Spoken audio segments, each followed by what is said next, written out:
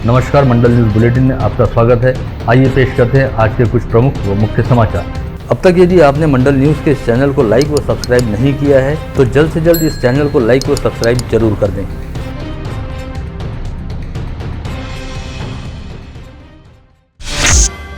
विगत जनवरी माह में राज्य सरकार ने मुंबई को छोड़कर राज्य की सभी महानगर पालिकाओं के चुनाव 3 सदस्यीय प्रभाग पद्धति से करवाने का निर्णय लिया था, जिसके बाद जनवरी व फरवरी माह के दौरान राज्य निर्वाचन आयोग द्वारा संबंधित मनपा प्रशासनों के साथ मिलकर 3 सदस्यीय प्रभाग रचना का प्राथमिक व संशोधित प्रारूप तय करने का काम किया गया। साथ ही आपत्तियों व आक्षेपों पर सुनवाई पूर्ण करते हुए अंतिम प्रभाग रचना घोषित करने की तैयारियां शुरू की गई। लेकिन इसी बीच सुप्रीम कोर्ट में ओबीसी आरक्षण को लेकर कानूनी पेच फंस गया और सरकार ने ओबीसी आरक्षण के बिना चुनाव नहीं करवाने का फैसला लेते हुए महानगर पालिकाओं के चुनाव को कम से कम 6 माह के लिए आगे टाल दिया। साथ ही राज्य सरकार ने विधानमंडल में सर्वसम्मति से विधेयक पारित करते हुए राज्य निर्वाचन आयोग के कई अधिकारों को अपने पास ले लिया, जिसे राज्यपाल द्वारा भी अपनी मंजूरी दी गई। ऐसे में राज्य सरकार ने इससे पहले निर्वाचन आयोग द्वारा तैयार की गई प्रभाग रचना को पूरी तरह से निरस्त कर दिया है और सरकार द्वारा नए सिरे से प्रभाग रचना का प्रारूप तय करते हुए आरक्षण की स्थिति को लेकर निर्णय लिया जाएगा। ऐसे में चर्चा चल रही है कि सरकार संभवतः अब 3 सदस्यीय प्रभाग पद्धति की बजाय 2 सदस्यीय प्रभाग पद्धति को अमल में ला सकती है। इस संभावना के मद्देनजर मनपा का अगला चुनाव लड़ने के इच्छुक पूर्व पार्षदों सहित नए इच्छुकों में भी अच्छा खासा संभ्रम देखा जा रहा है और अब सभी इच्छुकों की निगाहें प्रभाग रचना को लेकर सरकार द्वारा लिए जाने वाले नए फैसले की ओर लगी हुई है।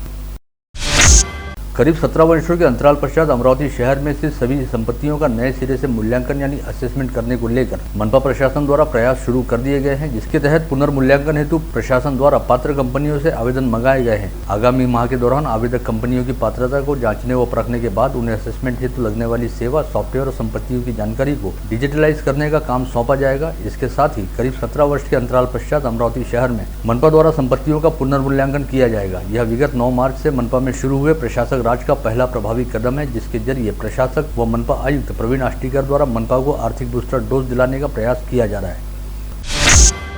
जिले की सांसद नवनीत राणा ने प्रधानमंत्री नरेंद्र मोदी तथा केंद्रीय पेट्रोलियम मंत्री हरदीप सिंह पुरी के पास सीएनजी योजना में अमरावती जिले सहित पश्चिम विदर्भ के अकोला, वाशिम व यवतमाल सहित मराठवाड़ा के हिंगोली जिले का समावेश करने की मांग की थी। साथ ही सांसद नवनीत राणा ने गौतम अदानी ग्रुप के साथ भी इस विषय को लेकर सफलतापूर्वक चर्चा की, जिसके चलते अब सीएनजी नेचुरल गैस पाइपलाइन योजना से अमरावती, अकोला, वाशिम, यवतमाल व हिंगोली इन 5 जिलों को सीएनजी गैस की आपूर्ति होगी तथा अमरावती सहित इन सभी जिलों की हर एक तहसील में सीएनजी पंप खुलेंगे।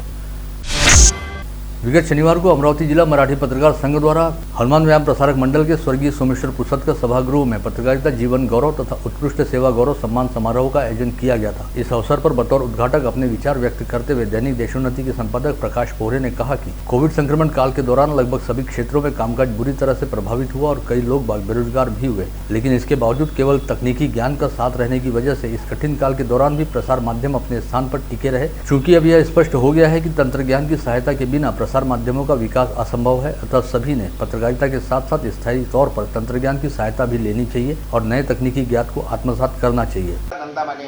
अखबार का है और इसके अंदर ये सारे लोग टिके हुए हैं और कोई समझ लो मैं मालिक हूँ और मैं बोलूँगा कि मेरे घर में अखबार चलता तो ये मैं समझता हूँ कि मेरी बेवकूफ़ी। मैं तो कभी नहीं समझता हूँ कि अखबार का मैं मालिक हूँ। मैं तो हमेशा ये समझता हूँ कि मेरे अखबार का मालिक कौन है, तो जो 6 रुपए जेब से निकाल के देता है वो मालिक है। अब तो क्या है, वी आर जस्ट क्या बोलते उसको ट्रांजिट फेज के लोग हैं हम लोग। जिला मराठी पत्रकार संघ के अध्यक्ष तथा मंडल न्यूज के संपादक अनिल अग्रवाल की अध्यक्षता में आयोजित समारोह में दैनिक हिंदुस्तान के संपादक उल्लास मराठे को पत्रकारिता क्षेत्र में 55 वर्षों के उल्लेखनीय योगदान हेतु पत्रकारिता जीवन गौरव पुरस्कार तथा पत्रकारिता क्षेत्र में 25 वर्ष की शानदार सेवा देने के साथ ही विविध स्तरों पर पुरस्कार प्राप्त करने वाले पत्रकारों को उत्कृष्ट सेवा गौरव सम्मान देकर सम्मानित किया गया।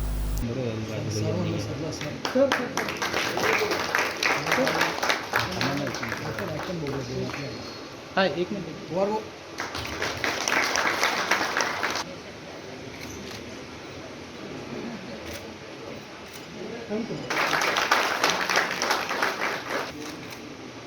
एक मानाचा पुरस्कार त्यांना प्राप्त झालेला आहे।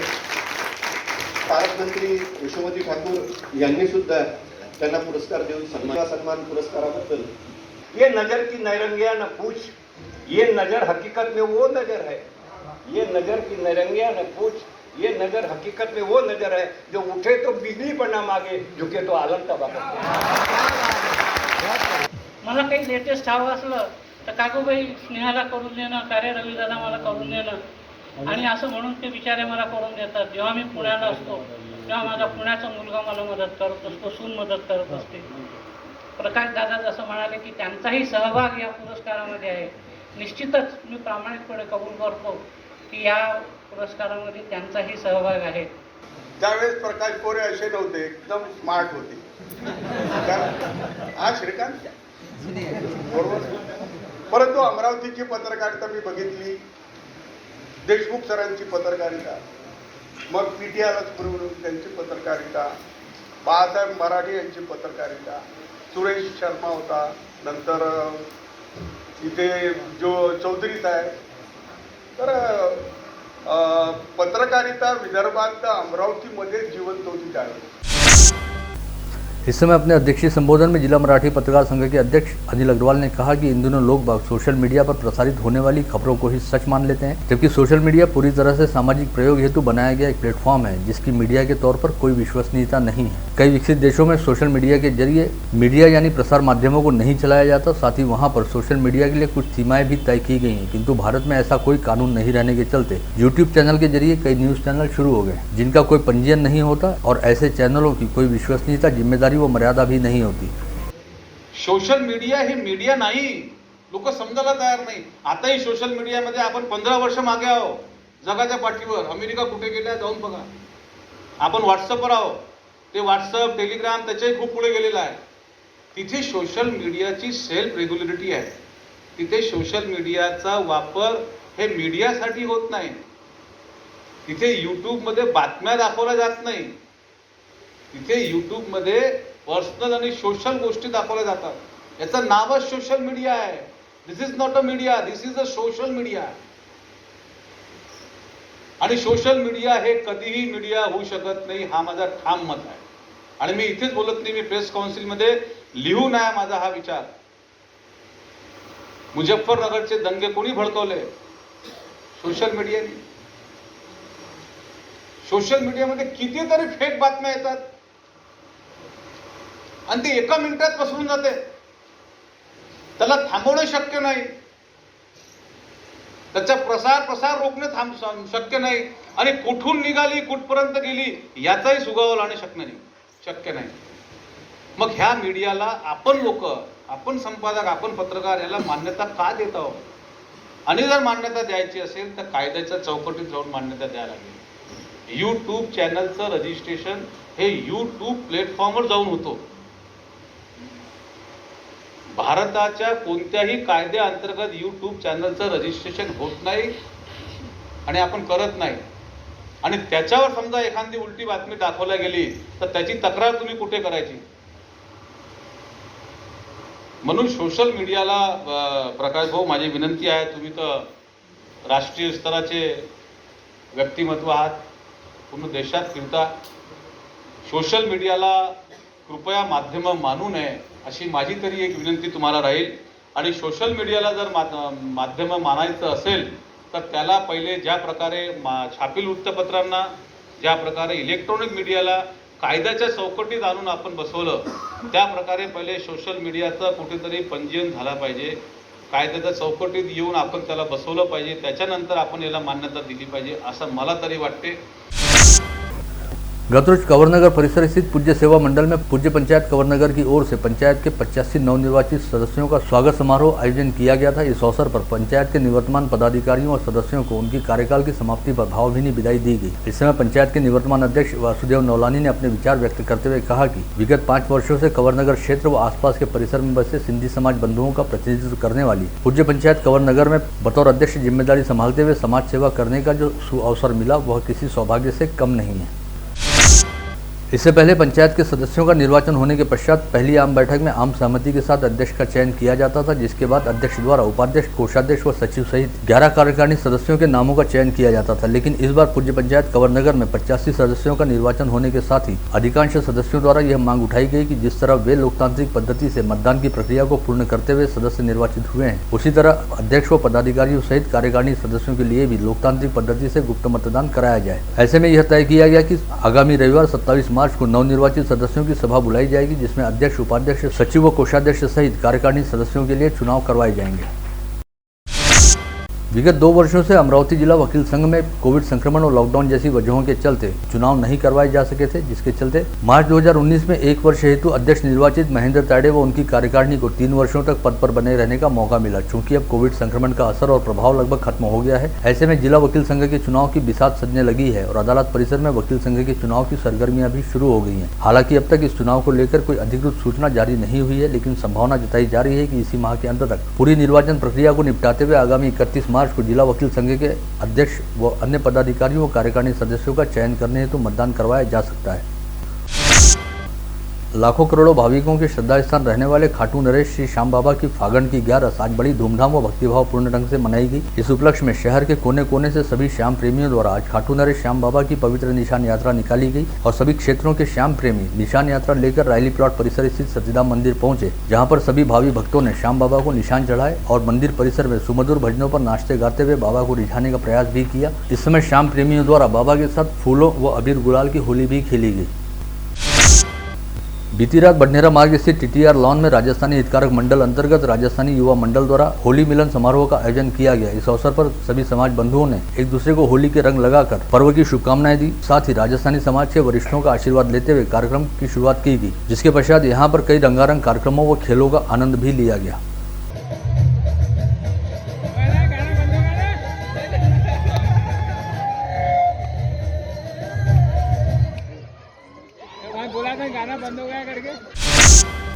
अपनी विभिन्न प्रलंबित मांगों को लेकर अमरावती जिला कॉन्ट्रैक्टर एसोसिएशन तथा विदर्भ कॉन्ट्रैक्टर एसोसिएशन के संयुक्त तत्वाधान में आज 14 मार्च को सुबह 11:30 बजे से शाम 6 बजे के दौरान सार्वजनिक लोक निर्माण विभाग के समक्ष धरना प्रदर्शन किया गया। साथ ही संगठन की तहसील इकाइयों ने जिले की अलग अलग तहसीलों में स्थित उपविभागीय कार्यालयों के सामने अपनी मांगों को लेकर प्रदर्शन किया।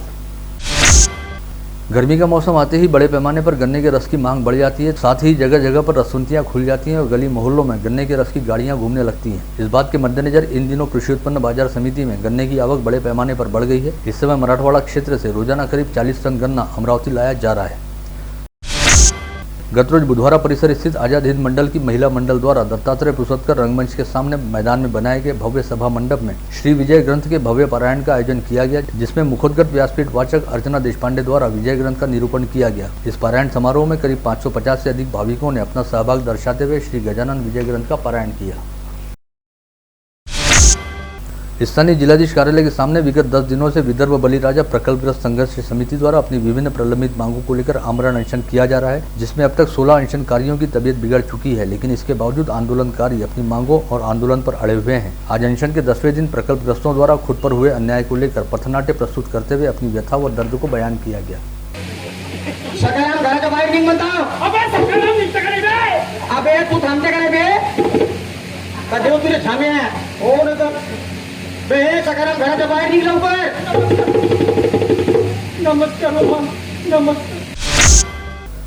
राज्य के पूर्व मुख्यमंत्री तथा विधान परिषद के नेता प्रतिपक्ष देवेंद्र फडणवीस को फोन टैपिंग मामले में पुलिस द्वारा नोटिस दिए जाने के खिलाफ भाजपा शहराध्यक्ष किरण पातुरकर के नेतृत्व में गत रोज राजकमल चौराहे पर भाजपा कार्यकर्ताओं द्वारा तीव्र धरना प्रदर्शन किया गया। साथ ही राज्य सरकार के खिलाफ जमकर नारेबाजी करते हुए भाजपा नेता देवेंद्र फडणवीस के नाम जारी की गई नोटिस का दहन भी किया गया।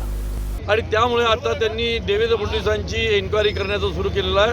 अत्यंत लांछनास्पद काम आहे। या सगळ्या गोष्टीचा आम्ही महाविकास आघाडी सरकारचा निषेध करतो की त्यांनी चौकशी करण्याऐवजी भ्रष्ट नेत्यांची त्या दाऊद इब्राहिमची कनेक्शन असलेल्या नवाब मलिकचा राजीनामा घेण्याच्याऐवजी देवेंद्र फडणवीसांची चौकशी चालवली आहे। या सर्व गोष्टीचा आम्ही निषेध करतो।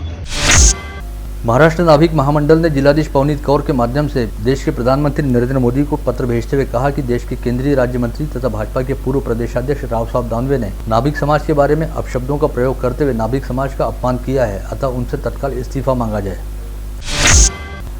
आदिवासी विद्यार्थी संगठन व अमरावती में पढ़ाई कर रहे विद्यार्थी अपनी विभिन्न मांगों को लेकर गर्ल्स हाई स्कूल के पास श्रृंखलाबद्ध तरीके से अन्न त्याग आंदोलन कर रहे हैं। इसी के तहत आज संयुक्त रिपब्लिकन आघाड़ी ने विद्यार्थियों की मांगों की ओर ध्यान आकर्षित करते हुए जिलाधीश पवनीत कौर को ज्ञापन सौंपा।